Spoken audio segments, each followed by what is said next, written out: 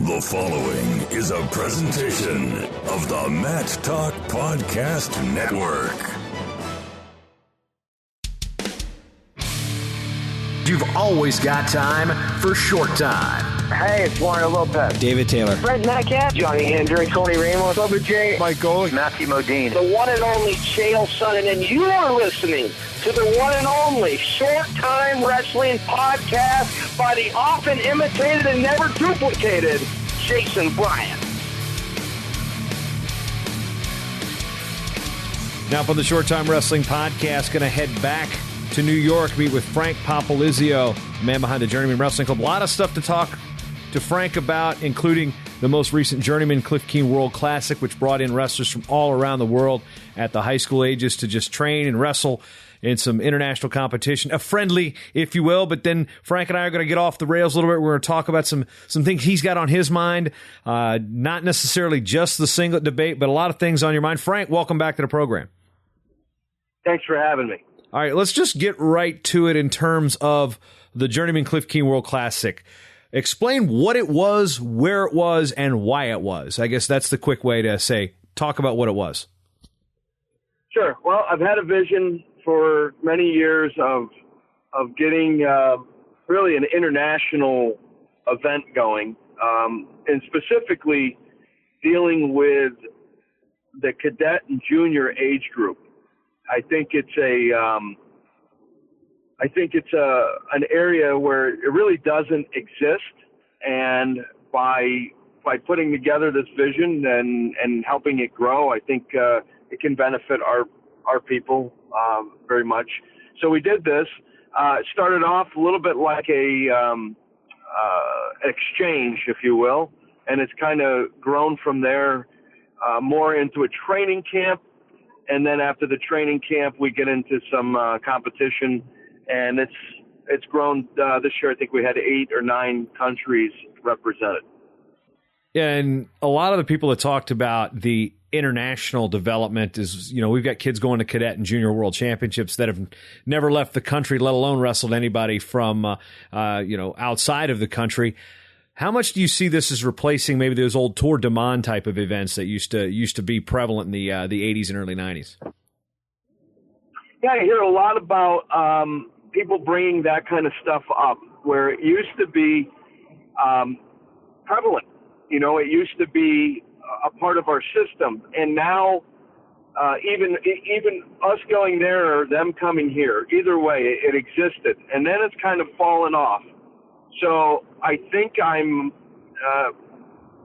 heading up or recharging an idea that existed and people liked, and for whatever reason it diminished over the years. Maybe with the change of rules, maybe it's financial. I don't know, but I do know it's been a big commitment on our part.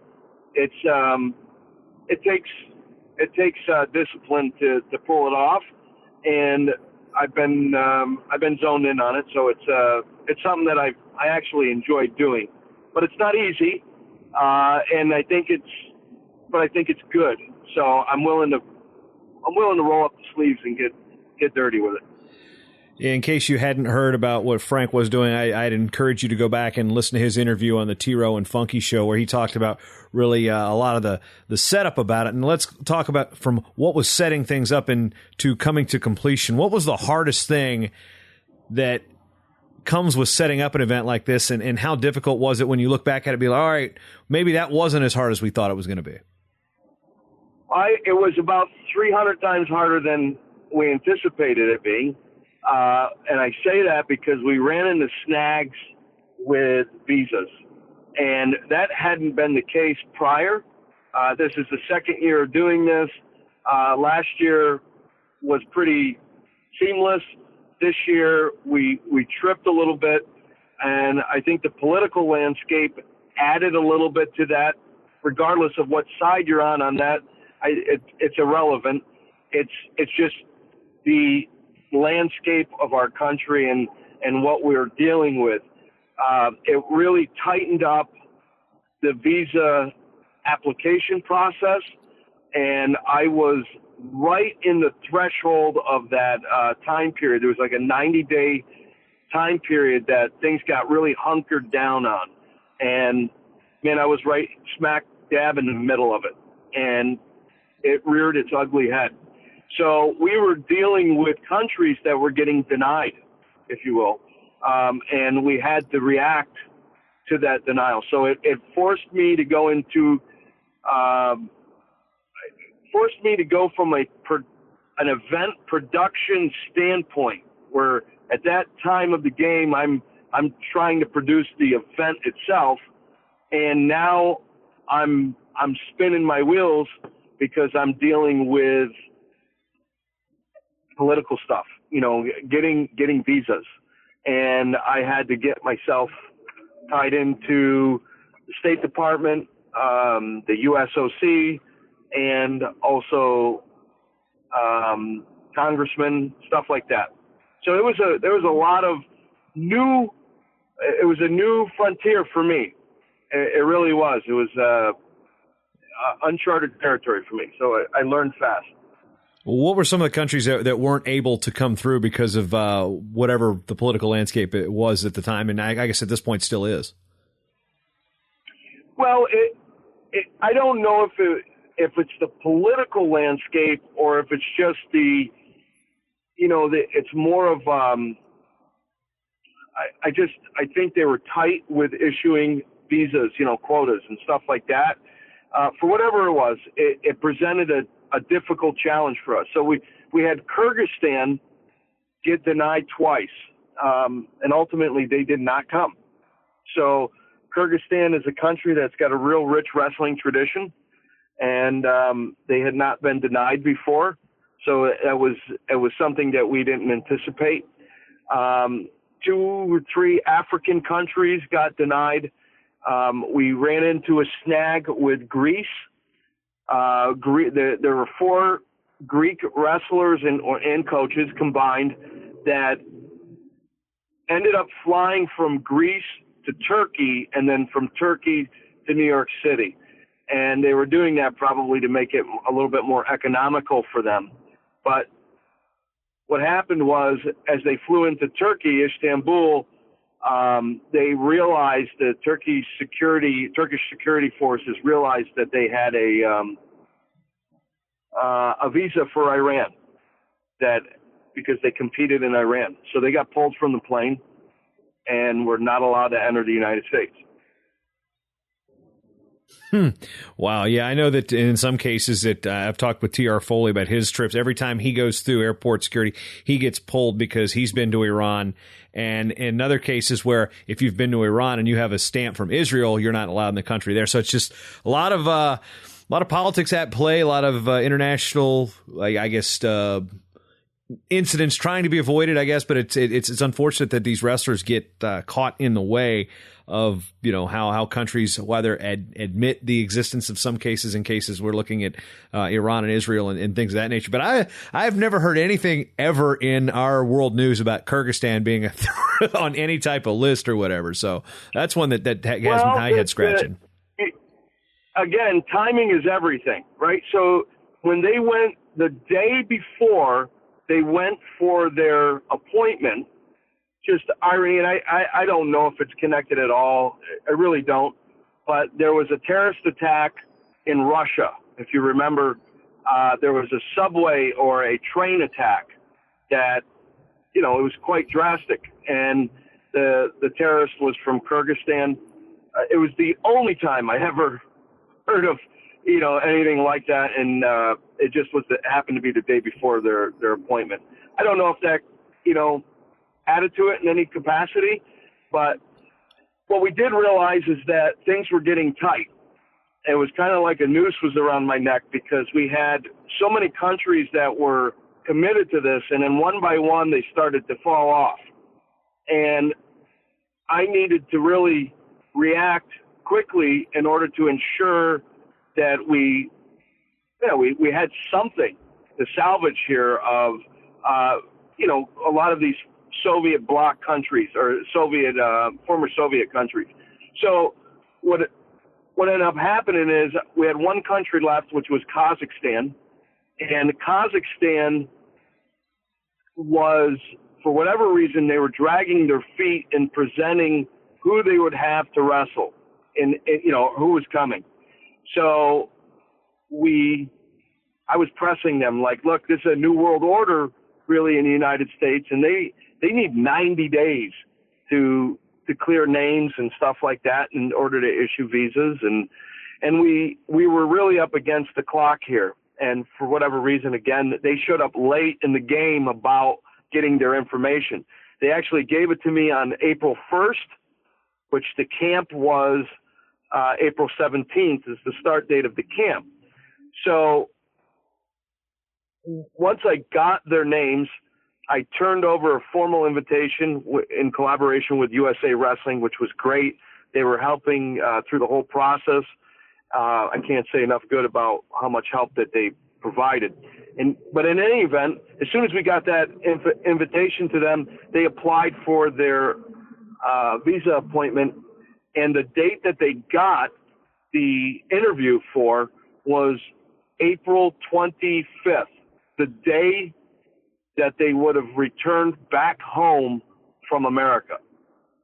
So now we had another fight, and the fight is to move the date, to get that date, ASAP, to get that meeting ASAP. And that's where I worked through my congressman to get it, help get it done. And I'd like to believe that effort helped, because it came back that they gave them an emergency appointment, and during the appointment they got the visas. So the good news is Kazakhstan has a 10-year visa plan shared with the United States. So that would mean that they could, they have visas next year if they wanted to come back and stuff like that. But Kazakhstan had a real nice team, and that really completed the effort. They had a whole group. They had 9 guys come over, and then we had a couple of that with French, Austrians, Italians. We had guys from New Zealand, Canada. Off the top of my head, I can't remember who else, but I think there was one other country, but that's going off of memory there. And it was a fantastic experience. It literally was. It was one of the most unbelievable experiences that I've been a part of, and something I'm proud of. And everybody worked hard together. We trained hard together, and then we get the best guys in the United States to get the opportunity to wrestle those guys. Yeah, what was the response from when you reach out? How do you go about reaching out to certain kids? You've got the New York kids, that are probably going to be there because there's some pretty good talent there. But reaching out for the names outside of those of the Empire State, say, hey, we got these guys coming in from overseas, training camp, tournament. Where's the pitch, and how receptive were the kids? Oh, it's a real unique situation, because some people love it. They're looking at this opportunity and they're saying, this is unique. I'm not going to have this chance anywhere else. I'm going to get to wrestle international guys. I can train with them. I can wrestle with them. And they go for it. They'll get on it immediately. They sign up and they commit to it. And then there's others that it makes them feel uncomfortable because they haven't done it before. They're almost like it's they felt like it's above them, or it's too difficult, and they stay away from it. It's a real weird phenomenon. And part of my message to the greater United States wrestling community, that high school age, is, look, we take the time to tier it. So we're putting like, quality, and kind together. So if you are one of the best guys in the United States, then you're going to wrestle the best guys in the world. We're going to make sure that happens. If you're a guy that's, has moderately decent freestyle skills, we're not going to put you against a world champion. We'll have another tier there that fits their skill level. So I think people think that there's only one one group here and that they're stuck wrestling the very absolute best guys in the world, and they think that's above them and they're going to stay away from it. Where the truth is, there's all different levels there. There were even some international guys that didn't, we had some guys from Bolivia come. That was the one other country that I forgot about. And they were okay. They were good, but they weren't in the same category as the guys from Kazakhstan. So they were in a tier that best represented their skill level. And they had some success, and our guys had success against them. But again, it's not that hard. And I think people just need to relax a little bit. There's a fear of wrestling freestyle to begin with, I think, in the United States to a certain degree. And then when you add the foreigner element to it, it really tightens up. We recruit people. We get on the horn. We call people. We text people. We're emailing people. And we're saying, look, you should be a part of this. And we're going through their coaches. We're going through their parents. We're going through the athletes themselves. Honestly, it's a 13-month process. We're already recruiting nations for next year. That's already in the works. So needless to say, there's a tremendous amount of work affiliated with it. And that's why, guys like Cliff Keen helped us with this. Defense Soap, they helped us with this. Mark Gross from NC State helped us with this. There's people that really, and then I have a local group that kind of help because it gets expensive. And the goal is not to make money, but to just cover the cost and be able to produce this. And we've been able to do that. When you look at all the events you run, I mean, there's a lot of events with Journeyman. You've got the World Classic. You've had a couple events with Flow Wrestling with the Pop and Flow name on them. You get into the college season. You've had a couple events there getting into the end of the calendar. When you look at the diverse nature of the events that you've tried to put on for kids, for college athletes, for basically the entire gamut of wrestlers, what makes this, what drives you to do things like this? I've also, look, my family comes from Italy, and so we've always had ties internationally to just cultural ties. And I've always been fond of that. I mean, I think back to high school, there was cultural exchanges, nothing to do with wrestling at all, nothing. But my girlfriend at the time, her sister brought a guy in from Italy, and I remember spending time with that guy, making friends with that guy, and 30 years later, whatever it is, 25 years later, I'm still connected with that guy. I'm into things like that, and for me, this seems like a no-brainer. It's marrying that philosophy with wrestling, and it's a perfect storm for me. So we're headed. I mean, for instance, I'm bringing my club to Italy in August, and we will spend. Well, I'm going a little bit earlier. I'm going to spend the month of July, essentially, or the end of July to August in Italy, and then we're going to train in Italy and do some really cool things over there. So it's part of our philosophy overall, and I think it's helped us to be better. Moving forward from the camp and events, you kind of piqued my interest, and you said you got some things you really want to talk about. Let's open the floor for Frank Popolizio to speak on wrestling. Well, I got something that I'm working on right now. I can't disclose too much about it, but if it happens, I think it'll be one of the bigger things we've ever done in wrestling. We're going to try to have some kind of big platform to do it'll be a college wrestling event, and we're looking to do it in a real grandiose platform. Let's put it that way. And I'll know more Wednesday whether that's going to kind of grow roots, and if it does, you'll be the first person I call. Yeah, so we could have back-to-back episodes a short time here with Frank. So yeah, I love it. Now, moving forward, there's also, your club has a diverse, I guess, membership, to say this, but you've got the elite kids, you got kids that are coming in for extra mat time that want to be elite.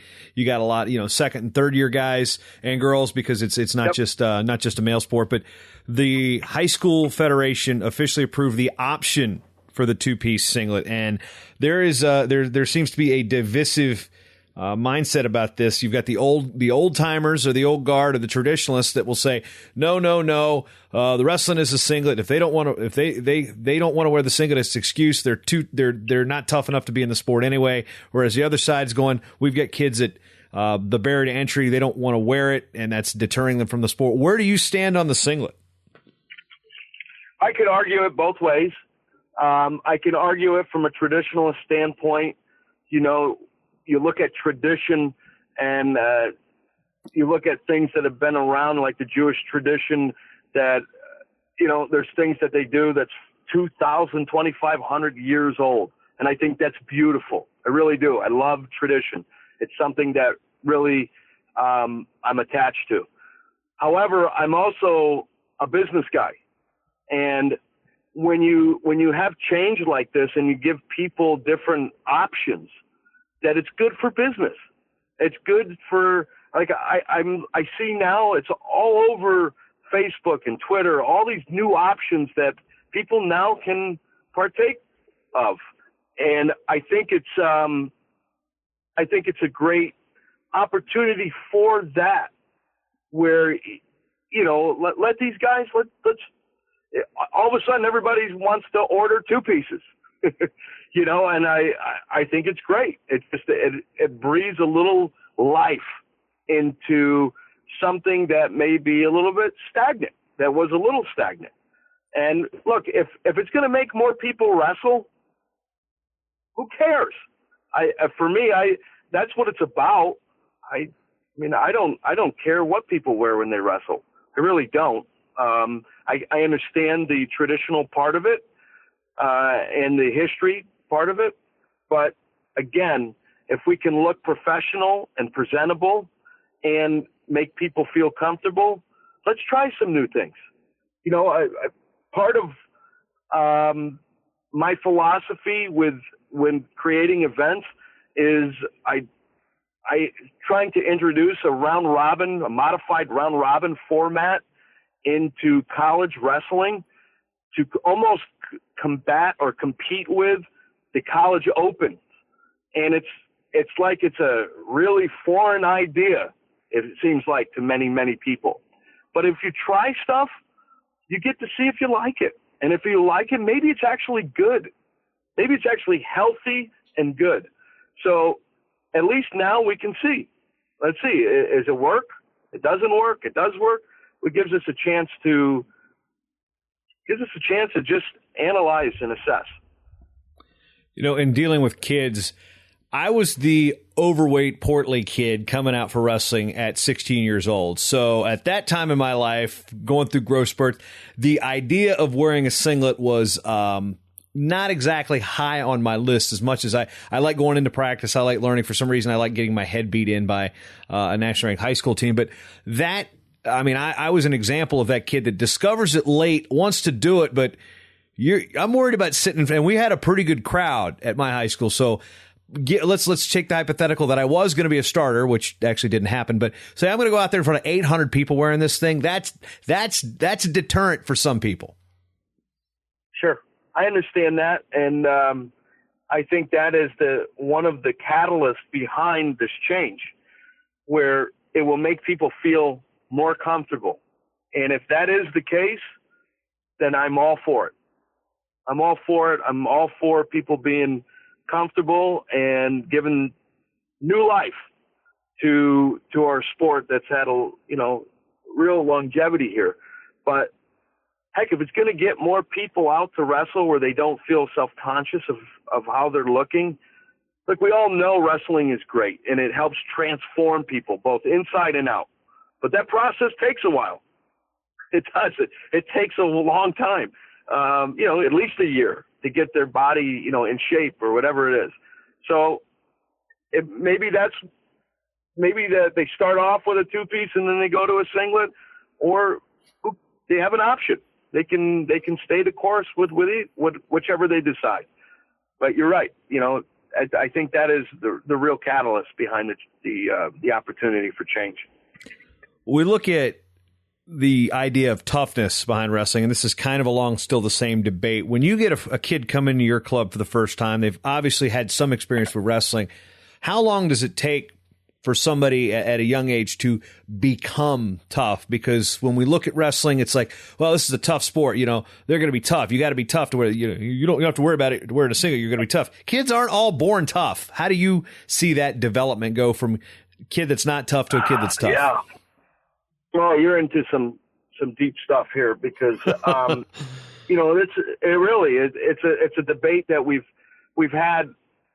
I really, if you look at how my tournaments are structured, I have tournaments that are geared for the guys that are really outstanding, and then we have tournaments that are geared for guys that are not that level, and then we have tournaments for beginners. We try to put like quality and kind together so that you don't have people that are at different points in the journey getting meshed together or mushed together, because it could have such a negative impact that, it destroys their will. And I think you have to, for a coach, even as a promoter or whatever, as an organizer, you have to manage that process. Not everybody's Yanni Yakmahalis, okay? And so it's difficult for them to be able to compete with a guy like a Yanni, right? I mean, I'll use him specifically because he's from New York and he's a great guy and world champion, world level guy. But I'm sure he doesn't want to wrestle somebody that is, early on in the journey. Doesn't seem to benefit him either. So I think we have to be conscientious of that and creating some separation with opportunities, having a little bit of a divide there, and then bring them back together maybe later on. But also you got to be cognizant of that when you're in the wrestling room, and there is a development that needs to occur. Not everybody's just born tough. And I'm not sure, it needs to be that way. Everybody's got a different reason for their journey. Not everybody wants to be a world champion. Some of them just, want to be a part of this team, if you will, or group. So the worst thing we can do is just assume everybody needs to be tough and force feed them into that. And that's one of the things that we do in our club is we have different divisions, and we allow people to elect where they want to be. And if they're confused, then we have a discussion with them about where they need to be. And we have, a youth level. We have an advanced youth level. We have what we call a gold division, which is a little bit more relaxed. And then we have black division, which is our most elite guys, our hardest working guys. And that's where the toughness comes in. Even in our elite youth, they're super tough as well. But the point is, we don't need certain guys in certain divisions if they don't want to be in there. And we can talk them through it, and we can talk them into making moves and adjusting, and that's fine and dandy. But to force feed people, I'm not sure they become tougher at that point because they leave. One thing about the tournament format, and I don't know if you can speak on this, but have you noticed an increase in participation with those beginner levels? Because a lot of people also say the problem with our sport at the early ages is we cram in 8 and 9-year-olds into a gym, make them sit for 5 hours, and they wrestle twice. Whereas some people have fashioned tournaments be like, okay, here are the kids, you're in and out, 2 hours done, you get your 5 matches, you go home. Getting kids and parents not to sit idle in these categories. I mean, have you seen anything with that with your events? Look, my events are boutique like, right? So I'm not 1,000 people or 1,500 people coming to my tournaments. They're smaller tournaments, 500, 200 people, is like 500 would be the maximum. But usually we get about 200 and something people into our tournament. And they're all round robin format of like quality and kind. And when you know the numbers of participants, then you can build out the number of mats. And then you know specifically how quick or how fast you can run your tournament or how slow you want to run your tournament. But for me, I'm big on this is a 9 to 5 experience. Start at 9, you're done by 5, get on the airplane and go home. And we're pumping out 5 matches in that period of time. And guys are, done before that. But for instance, we did this in the college world where we did almost 500 and something matches, 480, whatever it was. And we started at 9 and we were done by 4:30. And the college coaches were in awe because they're so accustomed to these open tournaments that take hours upon hours and hours. They're, some of them getting done at 11 o'clock at night and still not being finished. So there's really no control. There's no control on time. There's no control on who they're wrestling, how many bouts they're wrestling. And, that's where breakdowns occur, whether it's physically, guys are getting banged up and then they have to miss the subsequently they're missing time on the mat thereafter.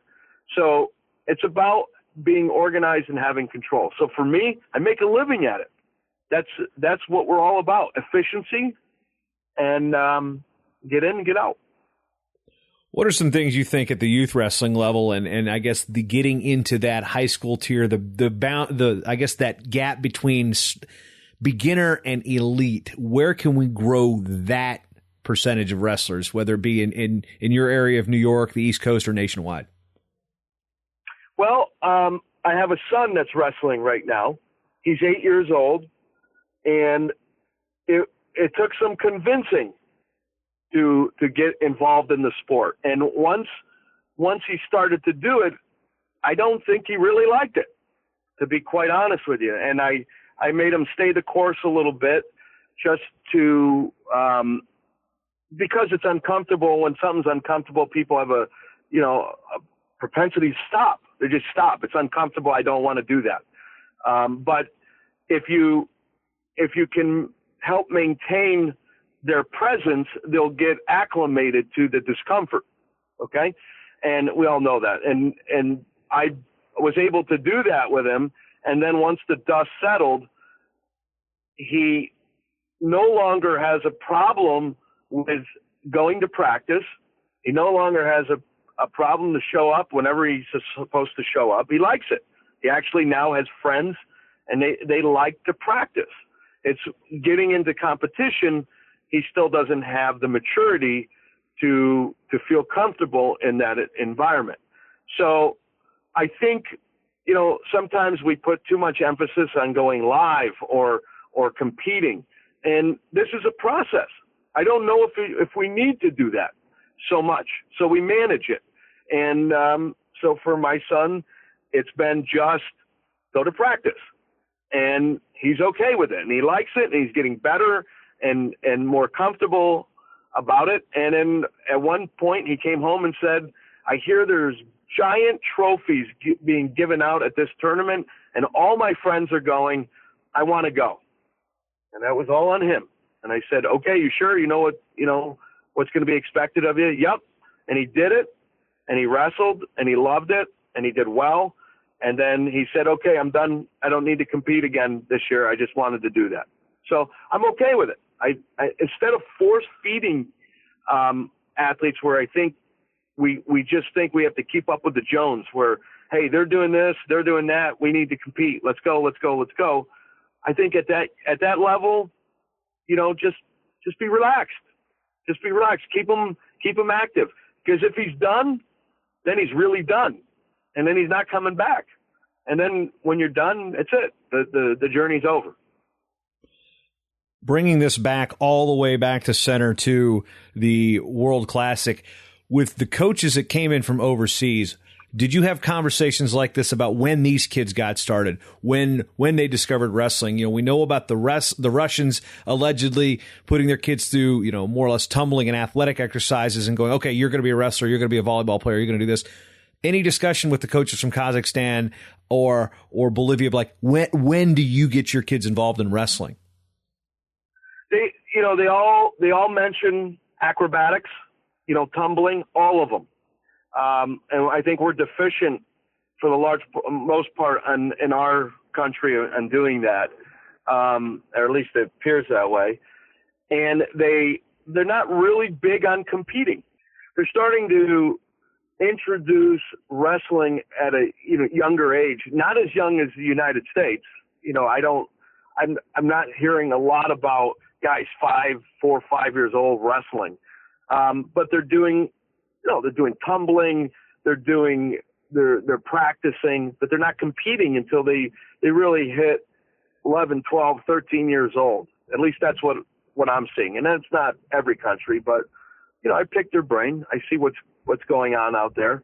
And then they put the pressure on, you know, a little later in the game. So we're talking with Frank Popolizio, the man behind Journeymen Wrestling at journeymanwrestling.com. Find out information on the camp system he's got, his club, the events. A lot of stuff coming up, Frank. What's the next big thing for you now that you've cleared this hurdle and you can take a breather and be like, okay, what's the next thing I got to spend all my time on? We got Pop and Flow, which is a national dual meet event. We do it in Lake Placid, where the Olympics were held in the 1980. Actually, where the miracle on the ice occurred, when the United States beat the Soviet Union in hockey. It was a bunch of young guys that knocked off a real veteran Soviet team. So we call it the miracle on the mats, and we started this thing probably 7 years ago, and it's really grown to be a special event. People really love it. It's got a great ambiance. We really essentially own the town. The town is shut down and it's all wrestling for the entire weekend. And it's probably among the most popular events that I've produced. So it's a good one. Yeah, and you also get the dulcet tones of one Brian Hazard up for those type of events. Hazard, there's only one other guy that can really push Hazard, and I'm talking to him right now. But you and him together is like a perfect storm. And I think I gotta work hard at trying to get you guys back together again. But Hazard is a part of our big success. He's been with us really from the get-go. Started off where I was without an announcer for the Northeast Duels real early on in our journey there, and somebody recommended, I think it was Mark Cody, recommended Brian Hazard, and from there a friendship kind of was born, and man, he took off with it. He's really gone to another level. I know what's kind of amusing, and Brian and I have known each other for almost 20 years at this point, and we worked together with Ken Berger at various road races when I lived out in Virginia, and we come together. I've got Vegas for the Worlds, and then he's got the ESPN3 stuff with the streams, and we're doing all this research, and then a month after the World Championships, we're coming off a high. Brian and I don't know anything about the NCAAs yet, but then some guy in New York wants to bring us in from the World Championships to Union College for the Journeyman Classic. So I tell you what, folks, Frank knows how to talk people into doing things. That's for sure. So I get Jason. There's a quote from Jason Bryant. It says, "I go from the World Championships to an airport hangar," and with all due respect, I took it as a compliment that we had you there and Brian there.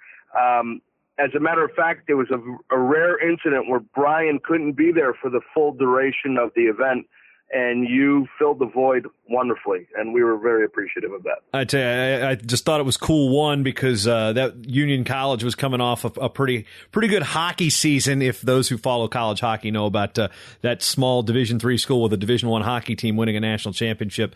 And then you throw wrestling into it, and then you throw in upstate New York. I mean, I don't even know how to spell Schenectady, but I don't even think my Microsoft Word knows how to autocorrect it correctly. But anyway, that was a good time. I tell you what, if you're interested in good events, check out journeymanwrestling.com and see what Frank Popolizio's got for you. I appreciate that. Thank you very much. You are listening to the Short Time Wrestling Podcast with my daddy, Jason Bryant.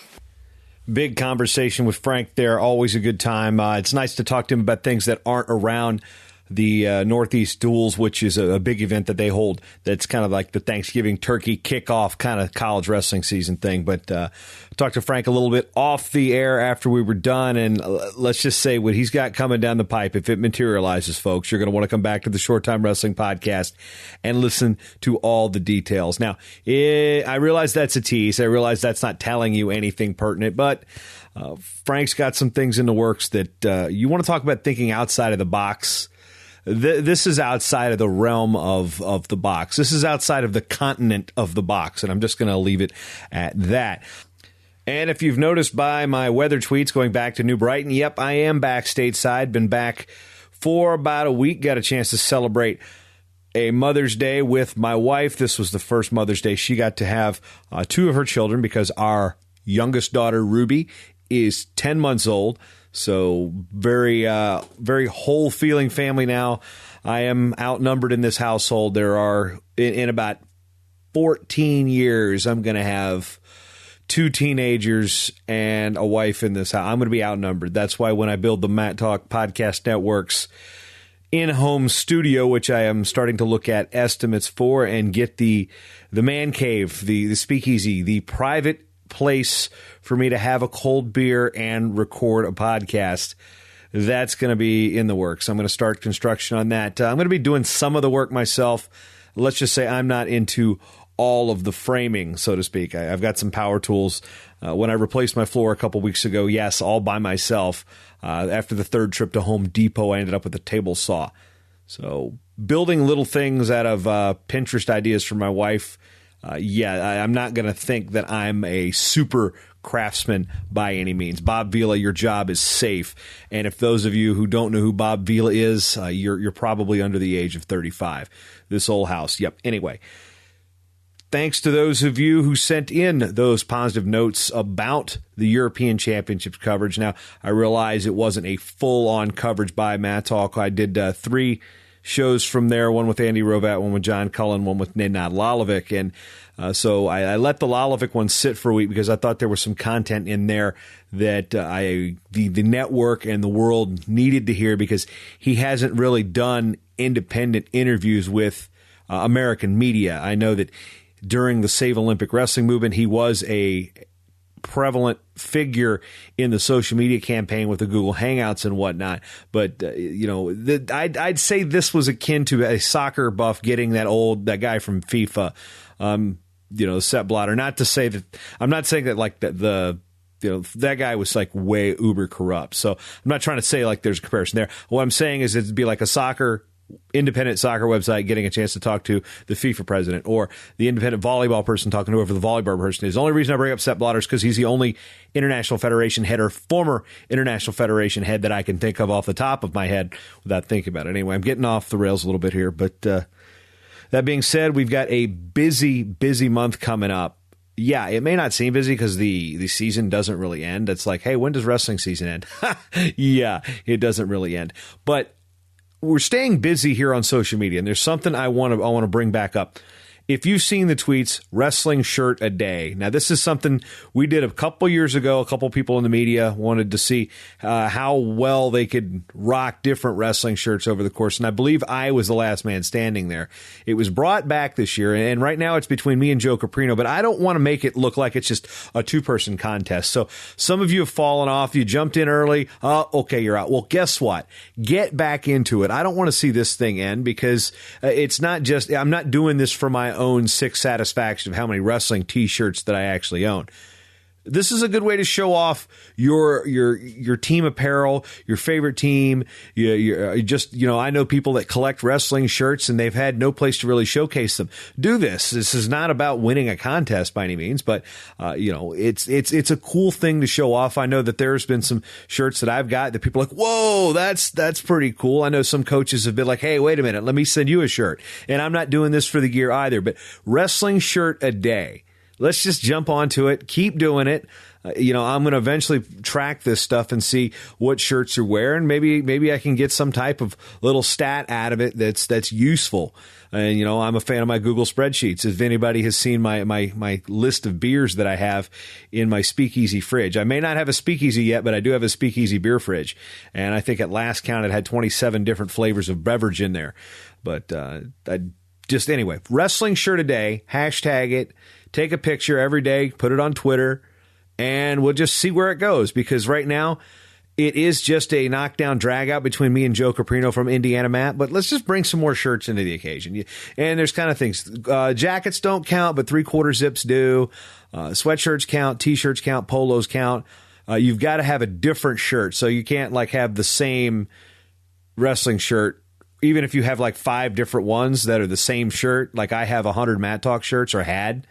Because my quantity is diminished to the point where I've got to call up Cliff Fretwell and replenish that, mainly for you patrons and team members out there. More on that in a second. But yeah, just go out there, tweet a picture. I realize I'm spending a lot of time on the show about the wrestling shirt a day, but I really enjoy doing this. And the people that have been involved in it in the social media on Twitter with the hashtag wrestling shirt a day have really seemed to enjoy it too. And they're like, oh man, I can't continue anymore because you missed a day. That's fine. You know what? Miss a day, you're off for a day. Let's change the rules because I'm going to go old Fila on this. Guess what? We're going to change the rules right now, middle of the tournament. If you miss a day, you're out for that day, and then you can come back in. That way, we just keep this thing going. Wrestling shirt a day. Speaking of those shirts that I was talking about with Matt Talk Online, you can get your hands on one, a nice super soft tee from Compound. They are our exclusive gear provider for this network. And you can be on a certain level. If at $5 a month, you are going to hit the t-shirt level. You're going to get a super soft Matt Talk Online t-shirt, among with other perks like the Facebook group. At $10 a month, you even get more than that. You get the draft class, you get access to the digital almanac, and my sandbox of wrestling history and statistics. So you can do that by going to matttalkonline.com/join the team, or go to patreon.com/matttalkonline. They both take you to the same place. Join the team. Throw me about $5 a month. That covers the 19 shows on the network. You have 19 different shows active. As Track Wrestling now has its third show launched, as Eric Olenowski has launched the Blue Chip Recruiting Podcast. So 19 different shows available to you for free. If you think there's something of value there for you, the listener, it's basically an online tip jar. matttalkonline.com/join the team. It's not just about the podcast. It's the stats. There's a bunch of stuff out there. You want to contribute and keep the research going behind this stuff too. matttalkonline.com/join the team, or patreon.com/matttalkonline. That's all I really got for you. Be hitting that up. And I want to thank you who have supported this network since the get-go. Over 330 episodes of this show. The distribution since my podcasting career began in 2008 is about 1,200 now, and I'm approaching that 1,000 number on shows I've actually produced. I realize with more shows that are coming on the network that I don't personally produce, that number of what I put out in terms of the network is significant, but I've got a staff of 10 fingers as far as the Matt Talk Podcast Network and these shows that I manage to. So I appreciate each and every one of you who listen. I appreciate each and every one of you who have left a rating and review on iTunes or Stitcher. I appreciate each and every one of you who contribute to this network and keep the lights on with this show and keep this passion for wrestling churning, because these things take time. Time takes money, and you know how life goes. So I'd like to thank you for spending your time with me, because you've always got time for short time.